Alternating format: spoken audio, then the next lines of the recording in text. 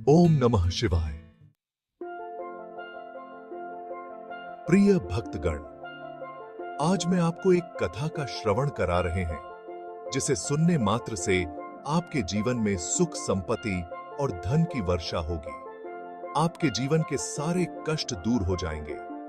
भगवान शिव की कथा से शरीर, वाणी, मन द्वारा किए गए पाप धुल जाते हैं। सावन महीने में महादेव की आराधना करते हैं तो भगवान अपने भक्तों की सारी मनोकामनाएं पूरी करते हैं। भगवान शिव कोमल व दयालु हृदय वाले देव हैं, इसलिए इनको भोलेनाथ भी कहते हैं। भगवान शिव का एक नाम रुद्र भी है, क्योंकि उनको अनेक बार रौद्र रूप में भी देखा गया है। भगवान शिव ने असुरों से देवताओं की रक्षा के लिए कई बार रौद्र रूप धारण किया है। देवों के देव महादेव भगवान शिव शंकर को लेकर अनेकों कथाएं प्रचलित हैं। आज हम आपको भगवान शिव से जुड़ी एक ऐसी कथा सुनाने जा रहे हैं जिसमें भगवान शिव को एक असुर से बचने के लिए छुपना पड़ा था। दैत्यराज शकुनी के पुत्र का नाम वृकासुर था। वृकासुर बहुत ही महत्वाकांक्षी युवक था। उसकी हर समय यही इच्छा रहती थी कि वह संसार का अधिपति बन जाए। एक दिन जब वह आखेट के लिए जा रहा था तो मार्ग में उसे देवर्षि नारद मिल गए। वृकासुर ने उनका अभिवादन किया। नारद ने पूछा, कैसे हो युवराज? तुम्हारे माता पिता कुशल तो है ना? वृकासुर बोला, सब कुशल है देवर्षि। मुझे आपसे एक बात पूछनी थी। आप मुझे यह बताइए कि ब्रह्मा, विष्णु और महेश में कौन सा देव ऐसा है जो जल्दी प्रसन्न हो जाता है? नारद बोले, तुम यह क्यों पूछ रहे हो युवराज? क्या किसी देव का तप करने का इरादा है? वृकासुर बोला, आप ठीक समझे देवर्षि। मैं तप करके किसी देव से अपना अभीष्ट पाना चाहता हूं। तप चाहे कितना ही कठोर क्यों न करना पड़े।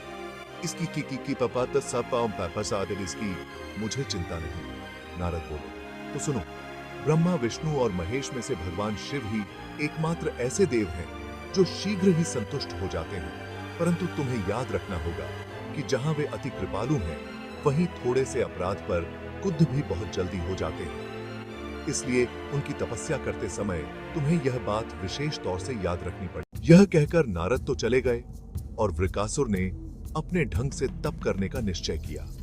वह हिमालय पर्वत पर केदार क्षेत्र में पहुंचा और अग्नि प्रज्वलित करके अपने जिस्म से मांस के टुकड़े काटकर उन्हें पवन कुंड में डालने लगा। इस तरह 6 दिन बीत गए।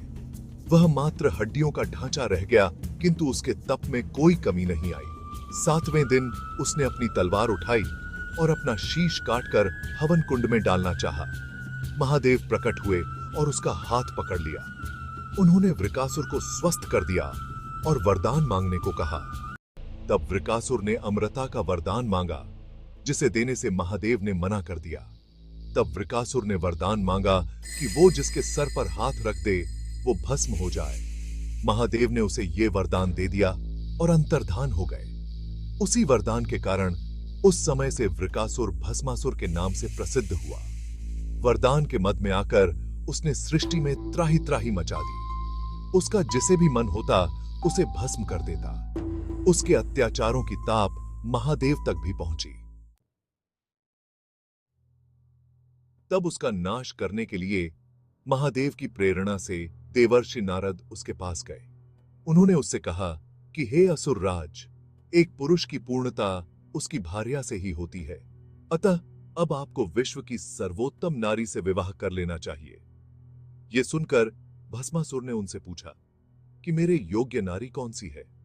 इस पर देवर्षि ने कहा कि इस 14 भुवनों में देवी पार्वती से अधिक रूपवती नारी कोई और नहीं है, किंतु महादेव के रहते उन्हें प्राप्त करना असंभव है। भस्मासुर शक्ति के मद में तो था ही, अब माता पार्वती के रूप के विषय में सुनकर हित अहित सब भूल गया। वो तत्काल कैलाश पहुंचा और माता पार्वती से विवाह करने का प्रस्ताव रखा। तब माता पार्वती ने उसकी बड़ी भर्त्सना की। तब ये सोचकर कि महादेव के रहते माता पार्वती उसका प्रस्ताव नहीं स्वीकारेंगी, भस्मासुर ने उन्हीं से मिले वरदान का प्रयोग उन्हीं पर करना चाहा। अब महादेव धर्म संकट में पड़ गए। उस असुर का नाश करना उनकी इच्छा मात्र पर निर्भर था, किंतु अपने भक्त का वध स्वयं कैसे करते? दूसरा ये कि यदि भस्मासुर उनके सर पर हाथ रख देता तो स्वयं उनका वरदान झूठा हो जाता। तब भस्मासुर को स्वयं अपने ही क्रोध से बचाने के लिए वे कैलाश छोड़कर चले गए, किंतु भस्मासुर ने उनका पीछा नहीं छोड़ा। भगवान शिव की समझ में नहीं आ रहा था कि असुर से कैसे पीछा छुड़ाया जाए। अचानक उनके दिमाग में एक विचार कौंधा। भगवान विष्णु के पास चलना चाहिए, वही इस संकट से मेरी रक्षा कर सकेंगे।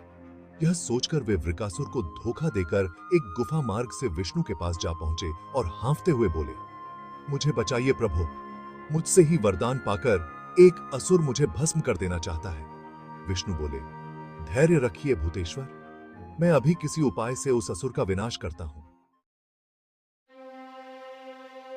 यह कहकर भगवान विष्णु ने मोहिनी रूप धारण किया और उस मार्ग पर जा पहुंचे जहां से वह असुर शिव को खोजता हुआ आगे बढ़ रहा था।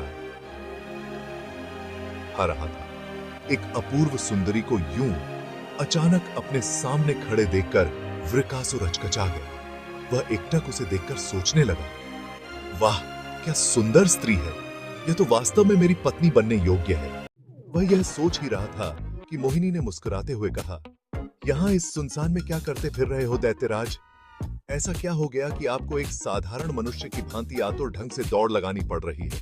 वृकासुर बोला, मैं शिव का पीछा कर रहा हूं सुंदरी, वह मुझे धोखा देकर यहीं कहीं छुप गया है। मैं उसको भस्म करना चाहता हूं ताकि उसकी सुंदर पत्नी को पा सकूं। उसी ने मुझे ऐसा वरदान दिया है कि मैं जिसके भी सिर पर हाथ रखूंगा वही भस्म हो जाएगा। मोहिनी बोली, क्या शिव की पत्नी बहुत सुंदर है?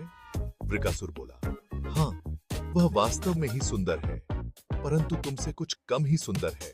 तुम वास्तव में अतीव सुंदर हो, लेकिन अब मैं तुम्हें पाना चाहता हूं।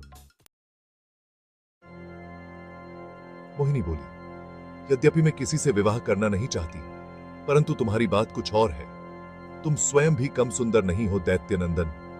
मैं स्वयं भी तुम्हारी बनना चाहती हूं, परंतु मेरी एक शर्त है कि जो कोई भी नृत्य में मेरे समान ही प्रवीण होगा, मैं उसी से विवाह करूंगी। यह सुनकर वृकासुर सोच में पड़ गया। नाचना तो उसे आता नहीं था। मोहिनी उसकी असमंजसता को भांप कर बोली, किस सोच में पड़ गए दैत्यनंदन? कहीं यह तो नहीं सोच रहे कि नाचना तो मुझे आता ही नहीं? इसमें सोचने जैसे क्या बात है? नाचना तो मैं तुम्हें अभी कुछ ही देर में सिखा सकती हूँ।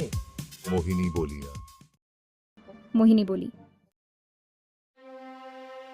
वृकासुर शिव को भस्म करने और पार्वती को प्राप्त करने की सारी बातें भूल गए। उस पल उसे सिर्फ यही ध्यान रहा कि जैसे भी हो इस सुंदरी को हासिल करना है।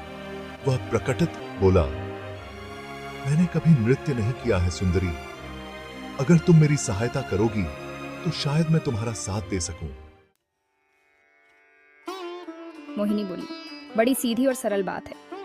मैं मुद्राएं बताती चलती हूँ, तुम उन मुद्राओं को दोहराते चलो। उसके बाद मोहिनी ने वृकासुर को नृत्य की विभिन्न मुद्राएं समझानी आरंभ कर दी। अंत में वह अपने सिर पर हाथ रखकर एक पैर ऊंचा उठाए और दूसरा हाथ होठों पर रखकर बड़ी आकर्षक मुद्रा में खड़ी हो गई। वृकासुर ने उसकी मुद्राएं दोहराई। पहले उसने एक पांव ऊंचा उठाया, एक हाथ होठों पर रखा और दायां हाथ सिर पर रख दिया। अचानक बिजली सी कौंधी और देखते ही देखते वृकासुर धू धू करके जलने लगा। देखते ही देखते वृकासुर का शरीर जलकर भस्म हो गया। भगवान शिव का वरदान सार्थक हो गया। मोहिनी वेशधारी विष्णु ने तुरंत असली रूप धारण कर लिया और मुस्कुराते हुए शिव से बोले, वृकासुर समाप्त हो गया देव। भगवान शिव ने संतोष की सांस ली, फिर बोले, लेकिन यह संभव कैसे हुआ भगवान? उसे तो मैं वरदान ही ऐसा दिया था कि वह जिस भी किसी के सिर पर हाथ रख देगा वही भस्म हो जाएगा। भगवान विष्णु ने मुस्कुराते हुए अपने मोहिनी रूप धारण करने का सारा वृतांत कह सुनाया, जिसे सुनकर शिव के साथ साथ लक्ष्मी जी भी दिल खोलकर हंसी। इस प्रकार एक आतताई दानव का विनाश हुआ। आज इस गुफा को गुप्ता धाम के नाम से जाना जाता है। ओम नमः शिवाय।